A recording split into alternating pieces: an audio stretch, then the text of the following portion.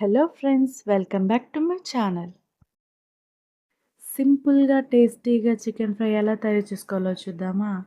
ముందుగా నీట్గా క్లీన్ చేసుకున్న చికెన్ని తీసుకొని అందులో 1 స్పూన్ పసుపు, 2 స్పూన్స్ అల్లం పేస్ట్ వేసుకొని బాగా మిక్స్ చేసుకోవాలి. ఈ విధంగా చికెన్కి పట్టించాక చికెన్ని పక్కన పెట్టేసుకోవాలి. దీనికి కావాల్సింది 2 పెద్ద సైజు ఆనియన్స్, 5-6 పచ్చిమిర్చీలు, వీటిని పొడుగ్గా తురుముకోవాలి. స్టవ్ మీద ప్యాన్ పెట్టేసుకొని సరిపడా ఆయిల్ వేసుకొని ఆయిల్ హీట్ అయ్యాక ఉల్లిగడ్డ పచ్చిమిర్చి వేసుకొని ఫ్రై చేసుకోవాలి. ఆనియన్స్ లైట్ గోల్డ్ కలర్ వచ్చాక 1 స్పూన్ పసుపు వేసుకొని కలుపుకోవాలి. తర్వాత ఇందాక మనం మ్యాగ్నేట్ చేసుకున్న చికెన్ని ప్యాన్లో వేయాలి. చికెన్ మొత్తం వేసాక మళ్ళీ ఒకసారి కలుపుకోవాలి. చికెన్ మీద మూత పెట్టకుండా మధ్య మధ్యలో కలుపుతూ ఉండాలి. చికెన్ మొత్తం ఫ్రై అయ్యాక అప్పుడు మూత పెట్టేసుకోవాలి. చూపిస్తున్న విధంగా చికెన్ మొత్తం ఇలా కలిపాక మూత పెట్టేయాలి. చూడండి, 5 మినిట్స్ ఆగాక చూస్తే చికెన్ మొత్తం 70% కుక్ అయింది. మళ్ళీ ఒకసారి కలుపుకొని ఈ టైంలో మనం 1 స్పూన్ ఆ 2 స్పూన్స్ సరిపడా సాల్ట్ వేసుకొని మళ్ళీ కలుపుకోవాలి.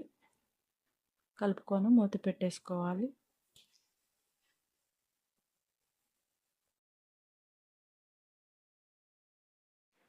చికెన్ 80% వరకు ఫ్రై అయిపోయింది.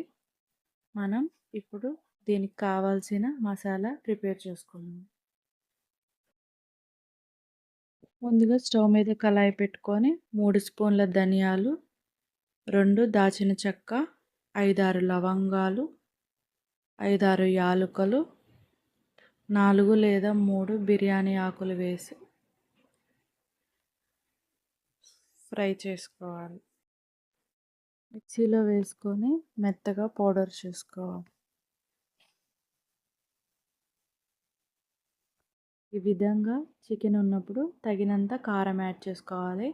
నేనైతే 2 స్పూన్స్ కారం వేసి కలుపుకుంటున్నాను. ఇందాక మనం మిక్సీ చేసుకున్న పౌడర్ని 1 స్పూన్ తీసి చికెన్లో వేసుకోవాలి. నేనైతే 1.5 స్పూన్ వేసాను. స్పైసీకి తగ్గట్టు మీరు మసాలా యాడ్ చేసుకోండి. ఈ విధంగా కలుపుకున్న తర్వాత మనం కట్ చేసుకున్న కొత్తిమీర వేసుకొని మళ్ళీ ఒకసారి కలుపుకోవాలి. అంతే అండి, ఎంతో టేస్టీగా సింపుల్గా రెడీ అయ్యే చికెన్ ఫ్రై.